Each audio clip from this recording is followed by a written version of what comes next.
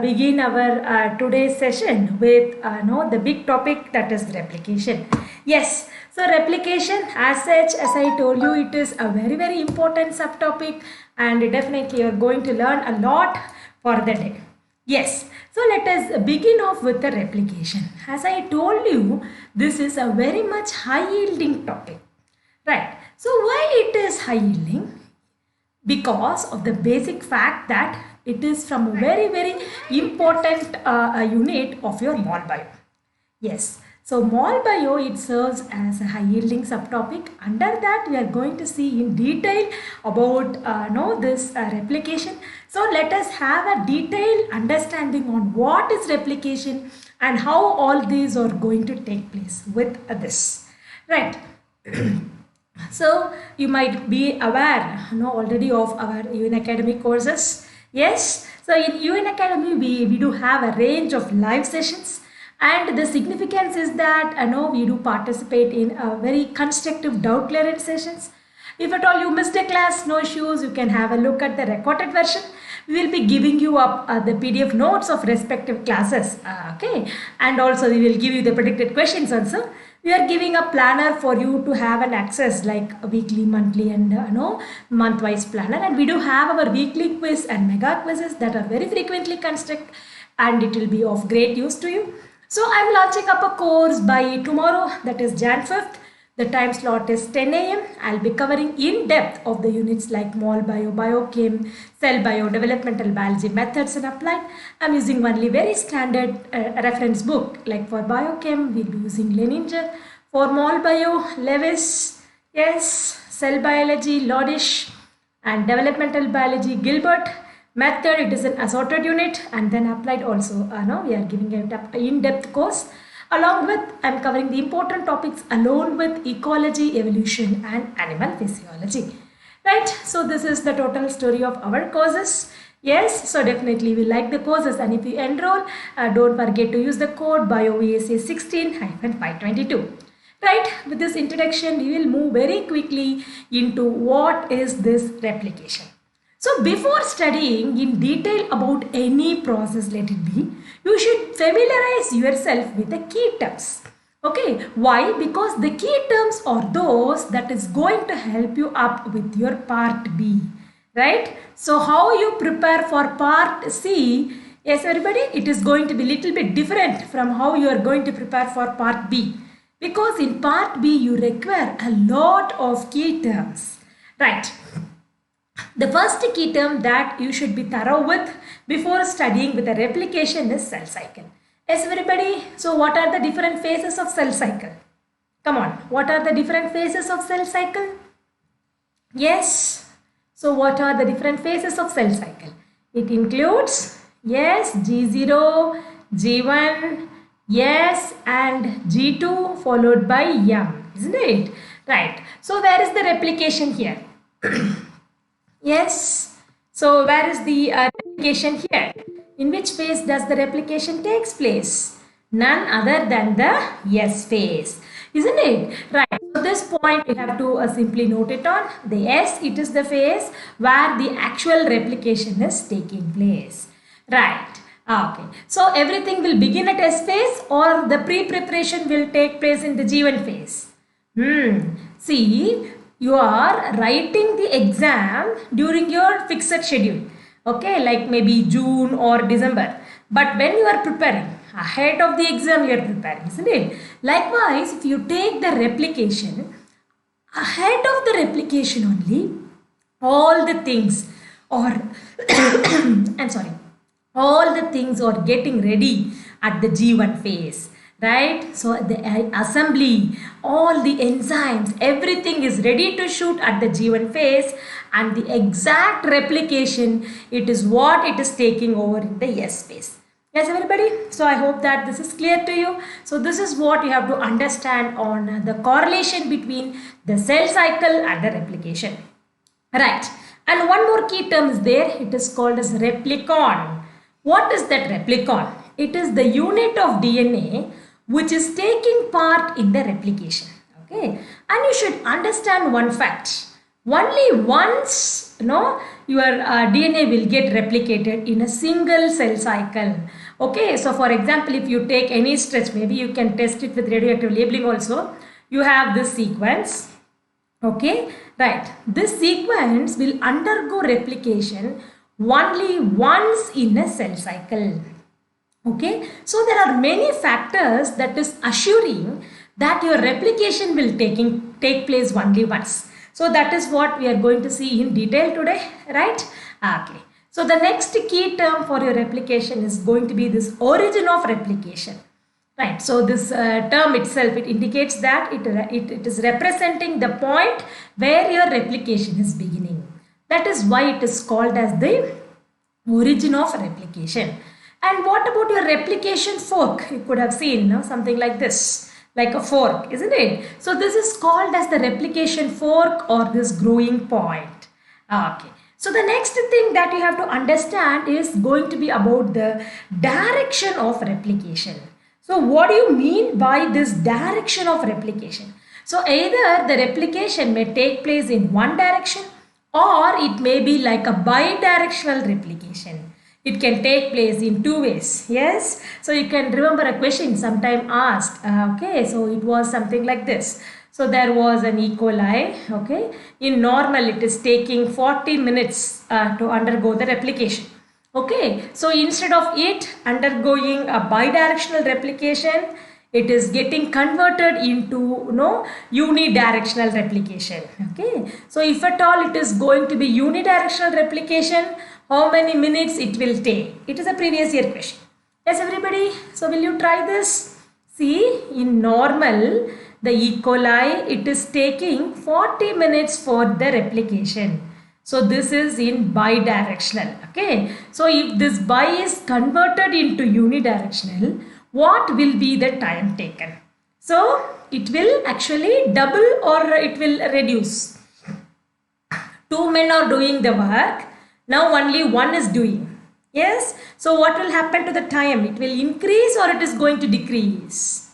Yes, yes. Come on. If the number is decreased, definitely time taken will increase. Yes. If two men is doing the work, it will be 1 hour. If only one man is doing, it is going to double, isn't it? The same thing you have to apply here for your E. coli. So instead of 40 minutes, it is going to become 80 minutes. So this is how you have to solve the problems. Yes, everybody. So for this, you have to understand what is this direction of replication. Okay, so this is what it is a really very important key term which is very frequently coming off in the replication. Right, everybody. So we will have a look or comparison between this prokaryotic replication as well as this eukaryotic replication. So both are almost similar, but we do have differences. That is what we are going to see today. Right. So if you take with the prokaryotic replication, for instance, you can take up with the E. coli. Right.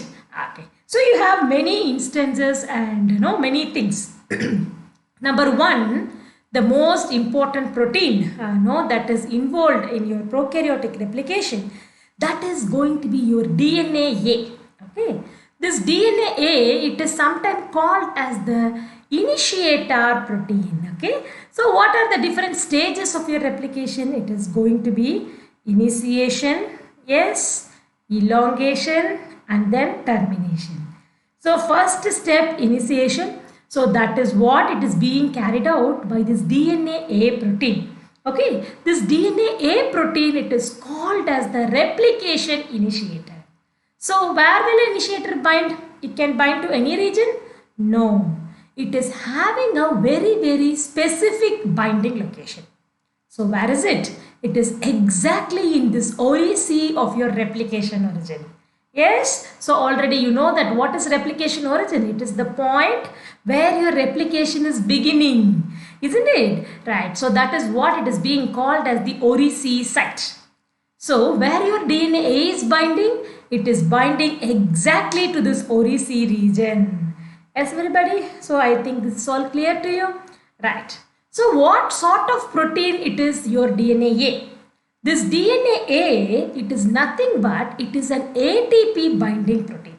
Okay. So obviously it will bind with no with your DNA, and definitely if ATP is present, it will be very happy to bind because it is an ATP binding protein, isn't it? So it requires the presence of ATP. Yes, so who is going to give this ATP? One and only when there is a need, your membrane. Okay, so membrane is going to supply this ATP.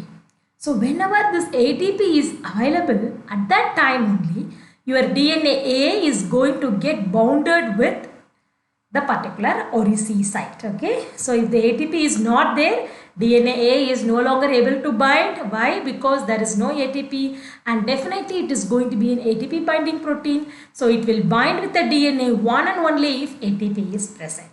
Right? So this is the first point that you have to understand regarding your DNA A. The second point is about your methylation. Okay, so what do you know about methylation? Yes, methylated strand. You have studied about hemimethylated. Yes, so this methylated strand is nothing but it is something like your template strand. That means, okay, so if at all you have two strands, one could have come from the parent, one it is going to be the newly synthesized strand. Okay, so initially the new strand, it will not contain any sort of methylated group. So that is why you call them as a hemimethylated strand, isn't it? So this is what it is called as the hemimethylated. Then what will happen? Yes, then this DAM methylase, okay, so this DAM methylase, it will act and it is going to add the methylated residue. Okay, after that it is going to become completely methylated strands. Okay, so what is the role here? Yes, see here, your DNA A, it is going to bind only with the methylated. Both the strands should be methylated. Only then your DNA A is going to bind. This is the initiator. Okay, why this should be done? Yes, why this should be done? Why can't your DNA A bind with the hemimethylated thing? Because in case of your hemimethylated, yes everybody, this is not so clear. Why not clear? Because it might contain some mutation, it might contain some alteration. You do not know whether this is right or this is right? So under such condition, it may not use this as a template. So that is the reason why it is avoiding such hemimethylated strand and it is using only your methylated strand for the replication. Yes everybody, so this is clear. So what is DNA A? DNA A, it is going to be the initiator protein. Yes, if you have any doubts, you can reach me at the chat box. Yes everybody, right. So your DNA A, it is called as the initiator protein. So what sort of, yes. Yes Suman Kumar, definitely yes. In group C also you do have the negative marks. Okay, so yes, in part C, you know, your question is actually 4 marks, so you will be getting 1 mark minus if the thing is wrong. Yes, okay. So come on. So I told you about your DNA A, right? So this DNA A, it is going to be an ATP binding protein. So it will bind with your DNA. Which sort of DNA? It will bind only with methylated DNA. If it is going to be hemimethylated, it is not going to get bound, right? So only if it is going to be methylated, it is just binding off with, and then it is going to initiate the replication. Okay, so what sort of thing it is happening? See, if you take your yes, so if you take off with your yes Ranger, yes Suman Kumar, come on. So if you take off with your E. coli or EC, it is going to contain the target for methylation. Only then it will be methylated, isn't it? So I told you about, you know, what is the fate of your hemimethylated DNA. See, this hemimethylated DNA, it is going to contain the site for your DAM methylase enzyme. Okay, so what this DAM methylase is going to do, it is going to methylate. That means it is going to add your methyl group. Okay, so fortunately, the very same site, it is going to serve as the target for your DNA A binding thing. Okay, so this round is indicating your GATC methylation site. Okay, so this is the very same site where this unbinding is taking place, and This is going to make an interaction with your DNA A binding site and your ATP binding site. Okay, so everything is located very much close. So that is what it is going to make off with the initiation of your particular replication. Yes, so this is very important. Okay, so what will happen? Yes, so what will happen if at all your DNA is hemimethylated? Yes, so if at all it is going to be hemimethylated, your DNA A will bind. Yes, your DNA A will bind if at all it is hemimethylated. Definitely not. I just told you, if at all your DNA is hemimethylated, then your DNA A it cannot bind with.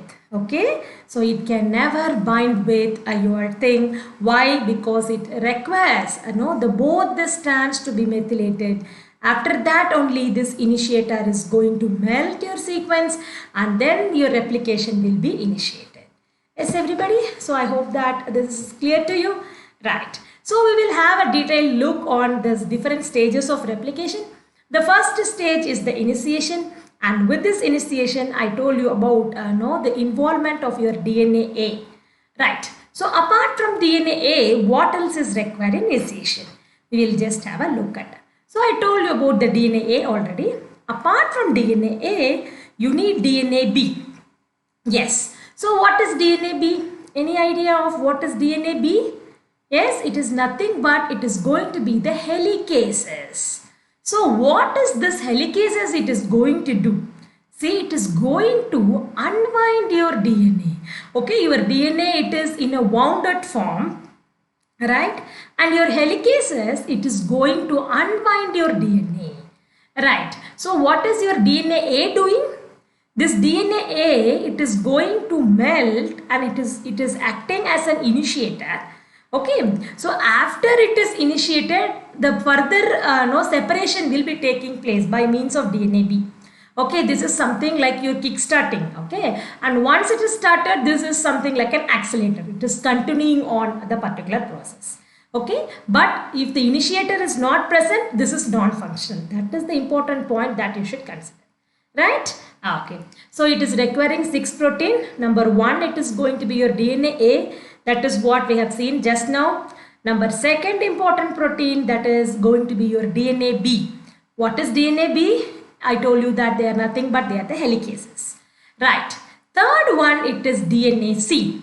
This is something like a repressor which is going to hold your DNA B till your initiator is activated. Okay, and then you have your HU and then you have the gyrases and then SSB. SSB is single stranded binding protein. Okay, right. So we will see everything in detail. Don't worry. So the first thing already we know a little bit on. Just now we saw about your DNA A. Right. So I told you that your DNA A, it is an ATP binding protein. So what are the requirements for DNA A? Number 1, it requires complete methylated strand. Okay. So that is number 1. Right. Number 2, what is requiring? It is requiring this ATP. Okay, then one more doubt will come to you. From where this ATP it is going to come? See, this ATP, it is going to come from your inner membrane. Okay, right. So your inner membrane is going to provide with this ATP. Okay, so this DNA A, it is serving as an ATP binding protein. And now what happens? As I told, only this fully methylated sequence will take part in this. And your DNA A, it is going to have an ATPase activity. So what it is doing is that it will be hydrolyzing your ATP such that it is going to get the energy for the initiation. Okay, so there are actually 2 forms. One, it is called as this extended form and then this compact form. Okay, so these are the 2 forms of your DNA A. So that is what it is helping, to melt your DNA by binding with a particular site. Okay, something like, if the particular region is compacted and then expanded, so you will be able to open up. You just consider a Ziploc cover, right? So or else as a normal cover. So yes. Yes, Ranger. DNA G is nothing but it is going to be a primase. Okay, so this DNA G, it is a primase, right? So that is helpful to synthesize the primer. Probably RNA it is going to get synthesized with the help of the DNA G. Yes, stranger? That's great. Okay, so come on. So I told you about your DNA A, right? So this DNA A, it is going to exist in the two forms, right? So one, it is going to be the compact form, other is the extended form. So it is going to open up your thing, and that is what it is helping up, to initiate over your replication. So this is the significance of your DNA A, and it is a very, very important protein, and I told you that it will associate with two main regions. Okay, so I told you about the extended state and the compact state. Okay, yes, very good evening, Deepali. So it is going to be found in the two states. One, it is the extended state, yes, and other one, it is called as the compact state. Okay, so whenever your DNA and ATP is there in the extended state, it will bind with the 13-mer. Okay, so this 13-mer and the 9-mer, it will be just repeating, okay, repeating with each other. 13, 9, 9, 13, like that it will be repeating. So whenever your DNA A, it is in the extended form, it will bind with the 13-mer. Whenever it is in the compact form, it is going to bind with the 9-mer. Okay, so this is the region exactly where this binding is going to take place. Right. So the next important thing that we are seeing is about your DNA B, that is nothing but the helicases. Yes, so what the helicases will do? See, the helicase, it cannot open this helix strand, okay? Already it should be opened up by means of your DNA A. Later only it is going to unwind the DNA. Remember, so you have to understand the very sharp difference between your DNA A and the DNA B. Okay, so DNA B, it is going to be the helicases. So this helicases, it is going to open up only the already opened strand, right? So it is going to unwind, okay, already opened strand. So who is the first opener? That is going to be your DNA A. Yes, everybody? So that part is clear to you? Right. So coming back here, your DNA B, it is serving as helicases. Okay, so it is going to open, it is able to unbind further one and only if it is already been initiated by means of this fellow. Right. So the next one, it is there, it is called as your DNA C. So what sort of protein is your DNA C? This DNA C, it is a chaperone, molecular chaperone, right? So what is this molecular chaperone doing? It is going to repress the helicase activity. Okay, so till when it is needed, this DNA C, it is going to repress off your helicases, right? So it is acting antagonistic to your helicases, isn't it? So if the initiator is not bound, okay, your DNA A is actually not bound with the particular stretch of DNA. Okay, right. Now your DNA C will be active and it is going to repress your helicases. Helicases is nothing but DNA B. Yes, everybody. So I hope that this particular point is clear to you. The function of your DNA C, it is going to act something like a chaperone. So that is going to repress the helicase activity of your DNA B until and unless it is needed. Right. So your DNA B and C complex, it is going to make a very good hexamer. Right. So this is the very important thing, and always note that your helicases, it cannot function independently. Once and only if it is already been opened by DNA A, then it will act. Right. Coming to the next important protein, DNA G. Yes. Okay. So once this DNA B is there, then only it is going to activate this DNA G. See what a wonderful interaction. DNA A is there, then only DNA B will be activated. Okay, if this A is not there, yes, DNA C will be activated. If DNA C is activated, then DNA B will be repressed. Yes, everybody?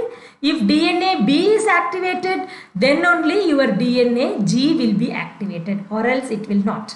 Okay, so what sort of protein is your DNA G? It is a primase. So what will the primase do? It is going to initiate your Replication. How it is initiating? By synthesizing the primer. So primer is DNA or RNA? Yes, yes. So what sort of primer is going to synthesize in your replication? It is going to be a sort of RNA primer. Okay, right. So that is what it is taking place now, right? So the total picture is clear for you on all these proteins, DNA A, B, C, and then these fellows, right? Okay. So the next important one, it is going to be the gyrases. So what are these gyrases? They are nothing but topoisomerase type 2. That means it is going to remove the negative supercoiling. Supercoiling removers. Okay. So if at all this is not done, it is going to create a torsional strain. Okay. So already your helicases are there. So this helicases, it is literally these helicases, it is literally going to unwind your DNA. So if you are unwinding at one end, maybe this other end it is getting too much of a torsional strain and negative supercoiling will take place. So this gyrases, it is going to act to remove such negative supercoiling. Right. So that is what it is about the gyrases. And the next important one, it is going to be the single stranded binding protein. So what sort of thing it is the single stranded binding protein? So the name itself indicates, yes, it is the single stranded binding protein. So if your DNA is separated, okay, so a sort of single strand is there. So to that, this protein is going to bind and it is going to stabilize and protect your DNA. Okay, so that is the very important point with the HSB. Right, apart from that, we saw one more protein. So that is what it is called as this HU protein. Okay, so this is something like a DNA binding protein. Okay, so it is very specific, especially in case of this E. coli. Okay, yes, Aryabat, very good evening. So, this HU, it is a very important protein. What it is going to do, it is helping to bend your DNA. Okay, so that is the very important thing with the HU, right? So it is very essential to bend. Why it is bend? If it is bend only, it is going to lead to the open complex. And remember that HU is very specific with the E. coli, right? So shall we name the proteins that we have seen today? DNA A, DNA B, yes, DNA C, yes everybody, what else we saw? And then DNA G, right? What else? Come on. DNA A, B, C, G.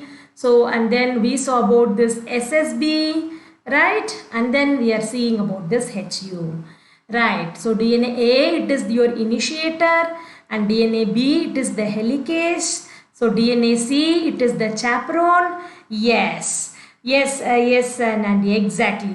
And then we saw about this gyrases. Yes, they are very important. Negative supercoiling, very good.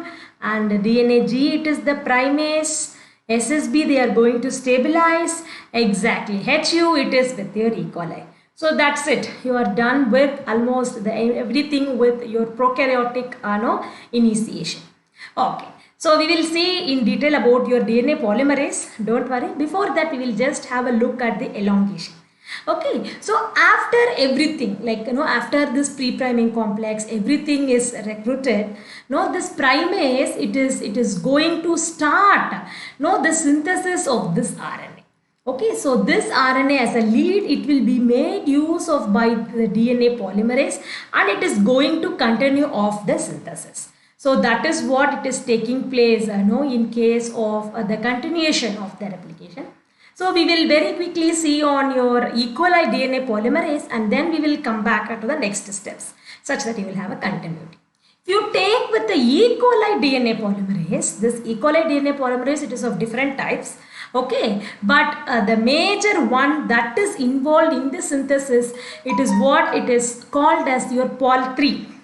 Remember, this is called as your DNA Pol 3. Yes, everybody. So Pol 3, it is what it is used for the DNA synthesis. So what about Pol 1 and 2? This Pol 1, it is involved only in the repair of the damaged DNA. Okay, so it is not going to involve in your regular synthesis, but it is involved only in the repair of your damaged DNA. right? So then what for this pol 2 is required? This will restart a replication whenever it is being blocked. See, for example, okay, so you have a strand A, T, G, C, G, okay. So this has to be T, A, C, G and C, okay. Instead a T has come here, okay. Now it is going to identify which is going to have the error. Okay, so error may be this or this, okay. So if this is C, then it should become G.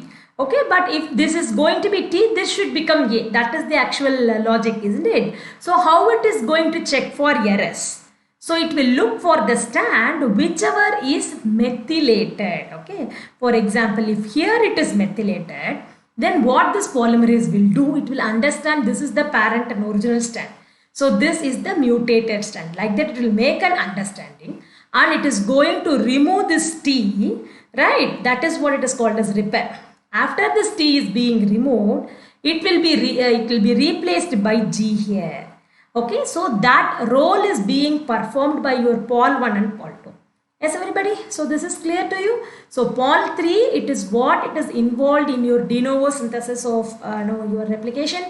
Pol 1, it is for repair of your damaged DNA, and then pol 2, it is for restarting the replication once your progress is being blocked, right? After that you are going to have your pol 4 and 5. So what are these pol 4 and 5? It is called as this error prone polymerases. So it is going to bypass, see, maybe certain damages is there. For example, maybe a thymine dimer is there, maybe a mismatch is there. It is going to bypass such errors. So that is why they are called as this error prone polymerases. Okay, so this is what we have to understand on this E. coli polymerases.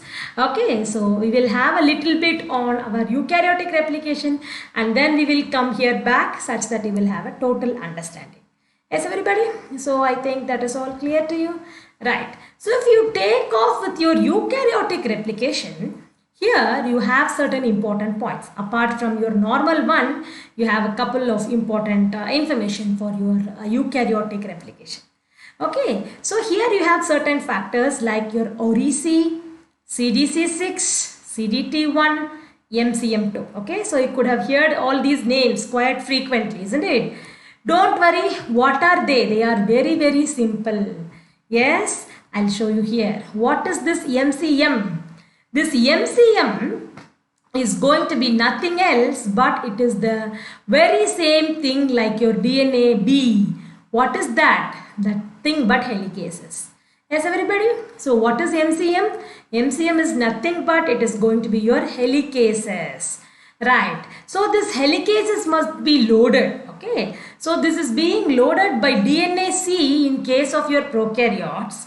Okay, but in the eukaryotes, that is what it is being done by your CDC6, right? So if you make this table and study, it will be quite often easy for you to understand in a better way, right? So this loading of helicases, so that is what it is being done by DNA C. It is a chaperone that equivalent in eukaryote, it is going to be your CDC6. Yes, everybody? So already we are done with your prokaryotic thing. Only thing is you have to now compare and identify with your eukaryotic counterpart, right? So MCM is nothing but your helicases and loading of helicases by your DNA C, it is what being done by your CDC6. So then single stranded binding thing, it is taken care of by SSB and here it is going to be your RPA. So who is doing the priming? DNA G here in prokaryote and eukaryote you have your pol alpha. Okay, so remember in case of prokaryote how you represent your DNA polymerase. You represent that pol 1, pol 2 and pol 3, isn't it? But in case of the eukaryote you represent them as alpha, delta and then epsilon like this. So only that is a very major difference between your prokaryote as well as the eukaryote. Apart from that almost it is going to be the very same thing. Alright, yes. And next the sliding clamp. It is going to be beta here in case of the prokaryote and in case of the eukaryote it is what it is called as this pCNA. Okay, so this is a very important term. So what is this pCNA? It is nothing but it is a proliferating cell nuclear antigen. Okay, right. So that is another important thing. So that is called as PZNA. So that is a clamp. What is a clamp? Nothing but a holder. Okay, so that holder, it is what it is. It is going to hold, the total lot, right, of your enzyme machinery and all. Right, and then this clamp loading thing, it is being done by your gamma and your epsilon complex in prokaryotes, and eukaryote it is being done by this RFC clamp. Okay, so this is called as this clamp loader. Okay, your replication fork, clamp loader, right. And then the catalysis, already we saw, it is done by Pol 3 in case of the prokaryote, and eukaryote it is being done by this delta and epsilon. Here you have to understand one more, point. Okay, oh, just a minute. Yes, here you have to understand with one more point. So what is that point? You have a different type of your eukaryotic polymerases. Okay, this epsilon is important for the leading stand. Okay, and this fellow is important for the lagging stand. This is a very important information. Just note it down, right? Your DNA alpha is equivalent to your primases that we already saw. So it will synthesize the new strand, right? And this epsilon, it is what it is making the leading strand. This delta is making the lagging strand. So that is what it is, your Okazaki fragment, right? Okay, fine. And then if you come off with this fidelity, so I told you that your alpha, it is for the nuclear replication, and then this fellow, he is meant for lagging stand, and this is your epsilon is for leading stand, gamma it is for your mitochondrial replication, right? And apart from that, so if you have the direction of replication, yes, so what will be the direction of replication of your polymerases? Yes, always it will be from 5' to 3'. Okay, so what will be the template? Yes, what is the direction of template? This is my question. See, the direction of your DNA, yes, it is always your DNA pole, it will work always in your 5' to 3' direction. I agree. So what is the template direction? Quick, what is the direction of the template? Yes, everybody, I'm waiting for your answer. So what should be the direction of your template? Yes. Yes, shall I tell you? Your template, it is going to be from 3' to 5' direction.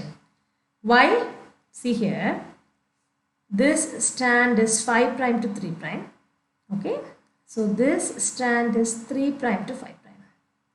I told you that your DNA polymerase can move only in 5' to 3' direction.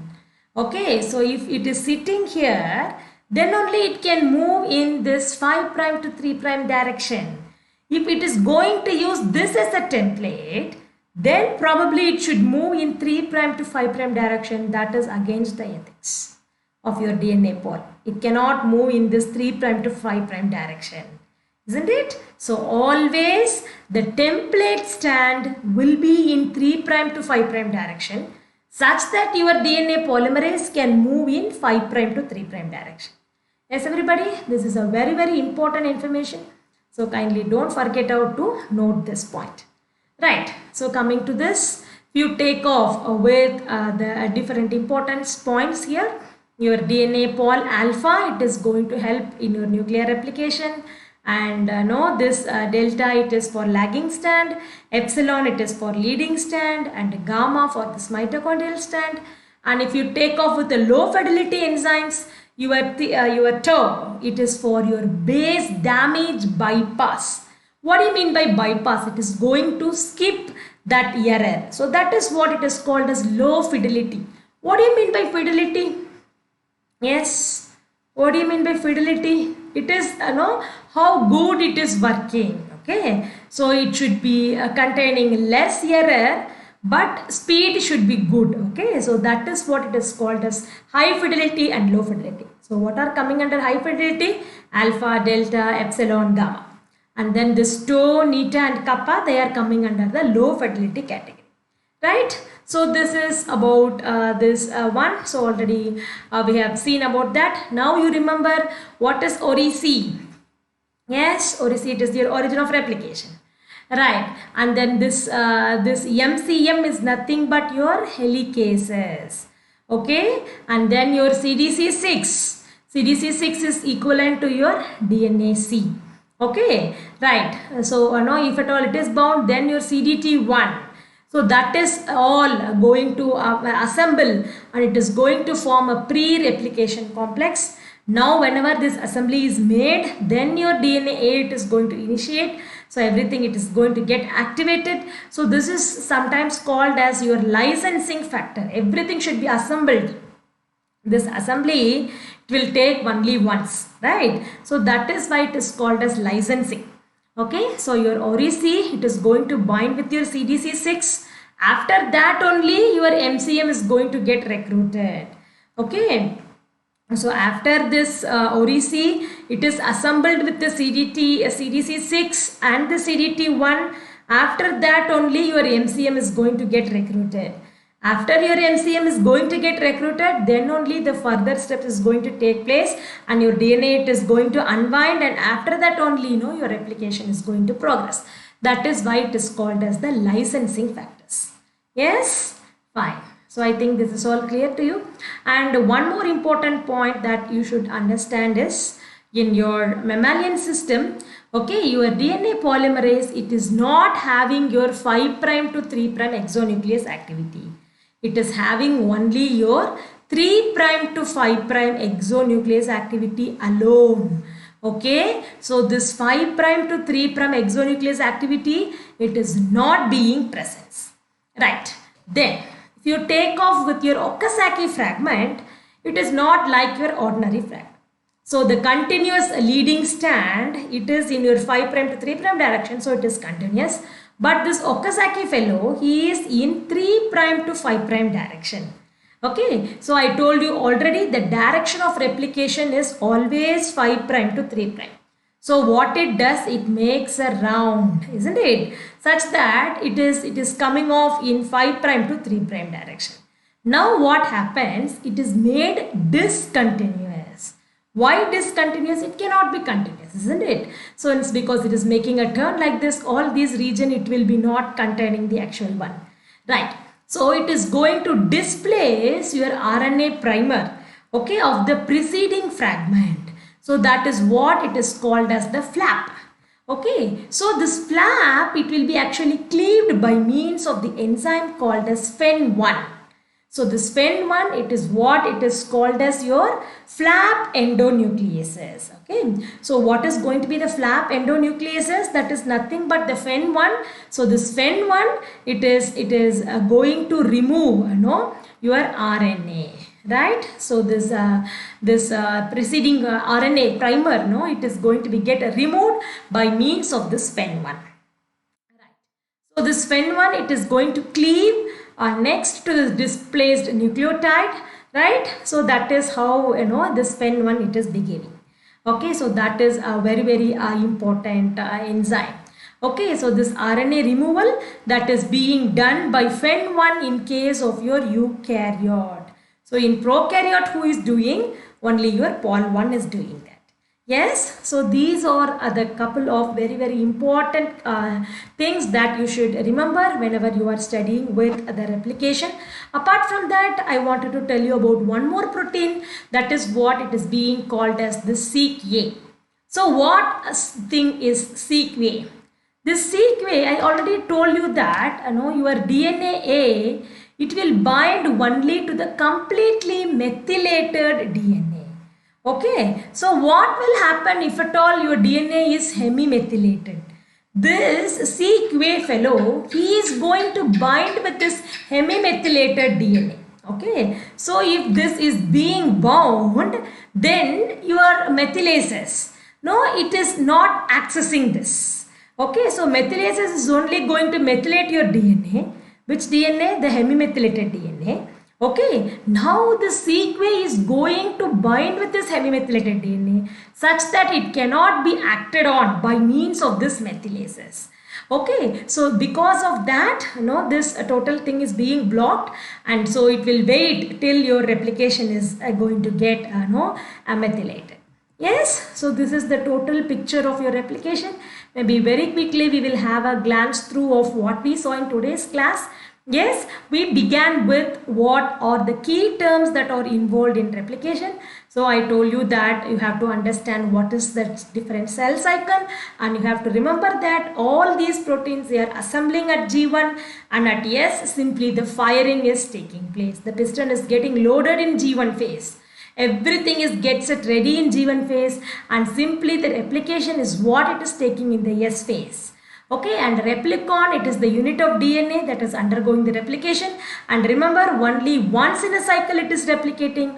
Why? Because of the licensing factor. So if we remember in eukaryote, what is the licensing factor? It is going to be your MCM recruitment. So when your MCM is recruited, only when your CDC6 and CDT1 are assembled.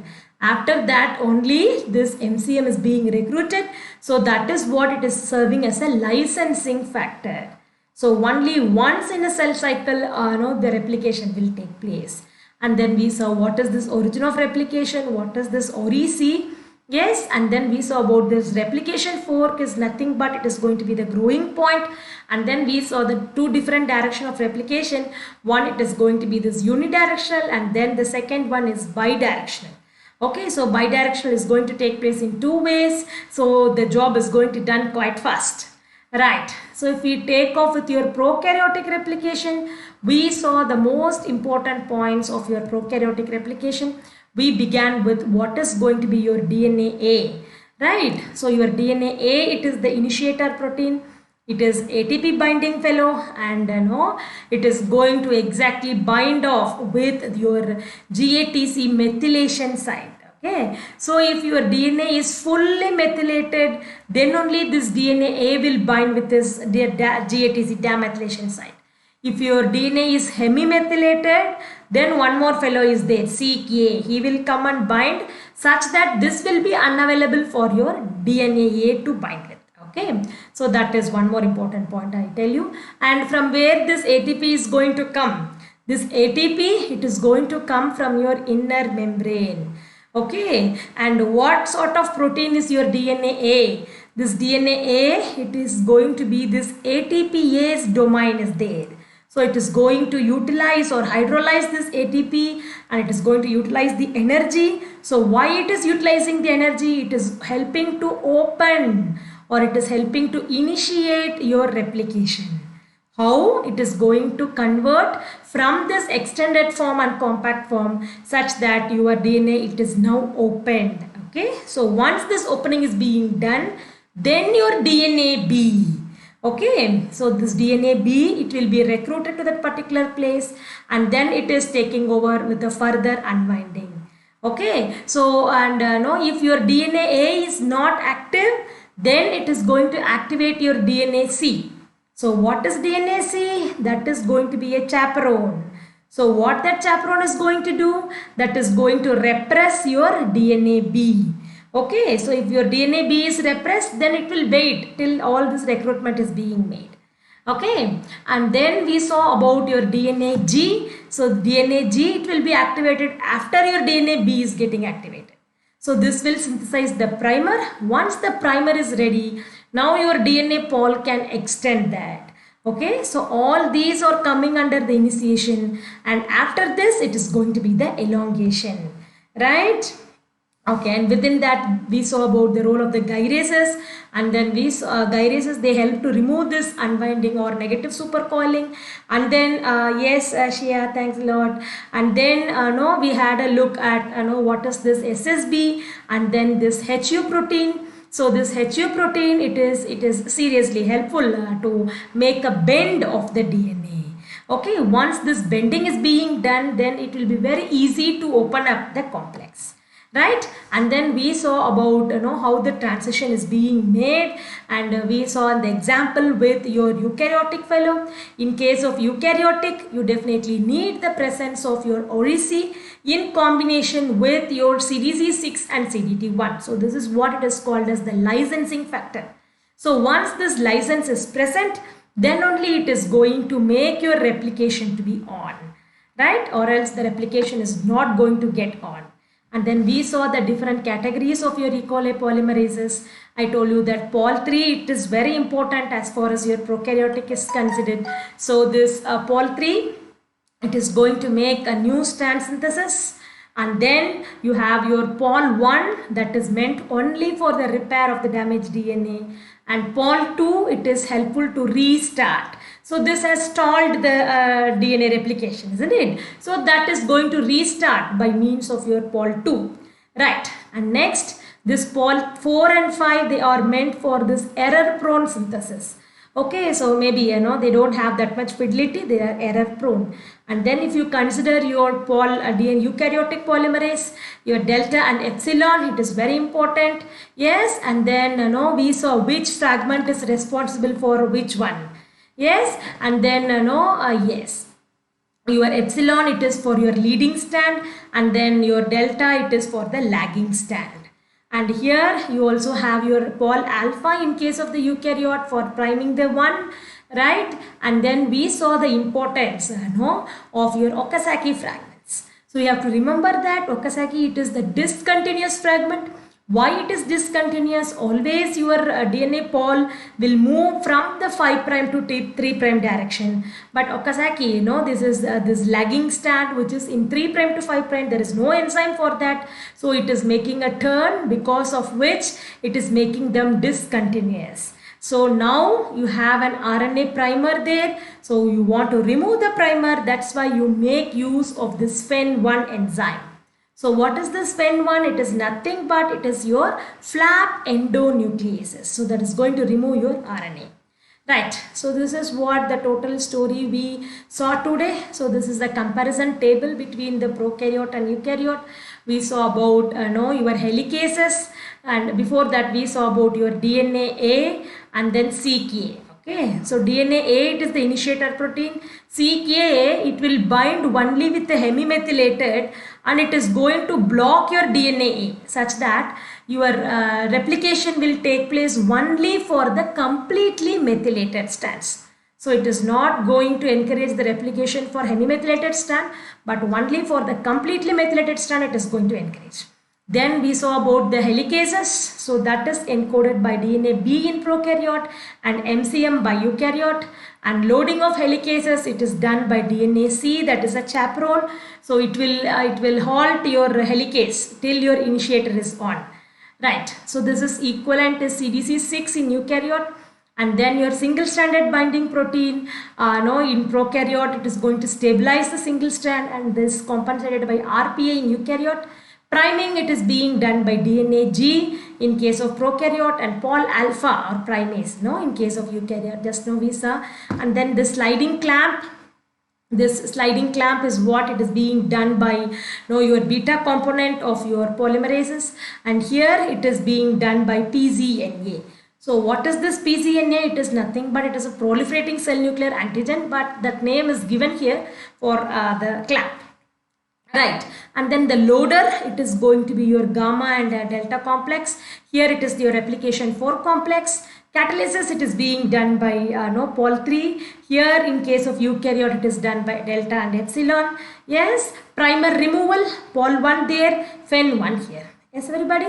So this is the total picture of your replication. Replication is seriously a very high yielding topic. Every time you are going to get many questions from the replication.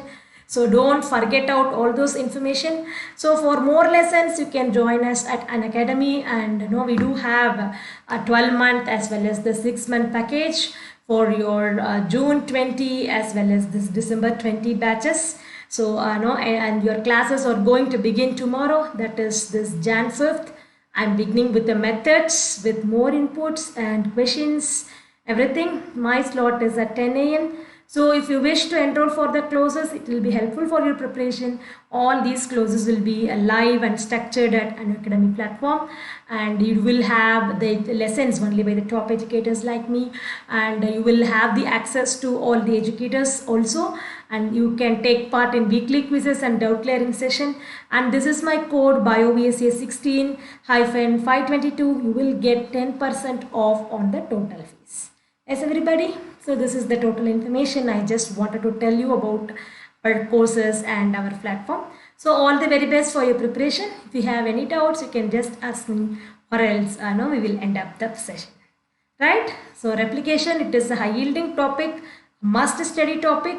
So the best book that you can refer for replication is going to be Lewis Jeans. Yes. So that is your CSIR. Yes. Yeah. Yeah, Singh. Come on. So why it is requiring an RNA primer? Yes, exactly.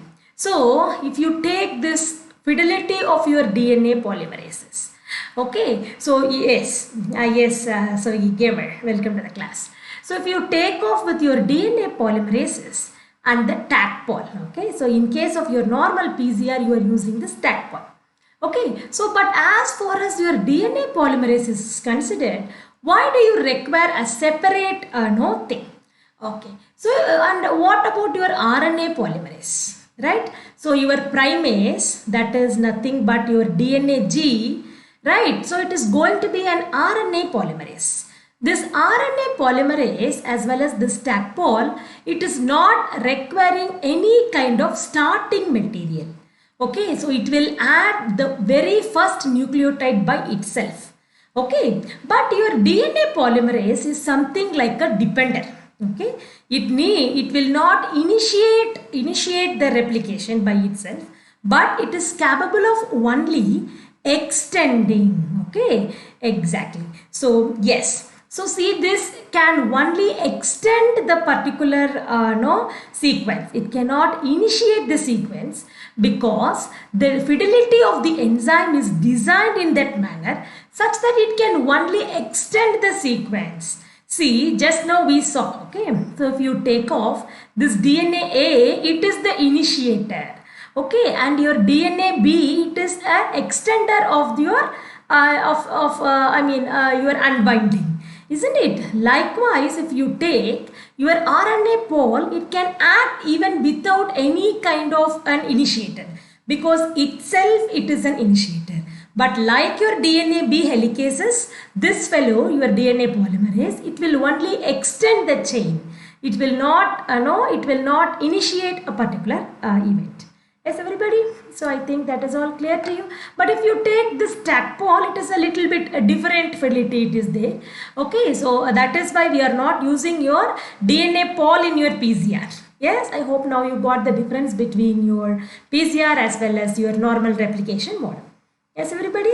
That's a great doubt. Very good. An inquiry mind is really very important for your preparation. It will seriously take you to great heights. Yes, Singh, I think you are convinced. Yes, Savik. Yes, Shia, yes, everybody else on board. So, very good learning. Yes. Okay, take care. All the best. I will catch you up in another interesting session. Thanks a lot for attending. Bye-bye.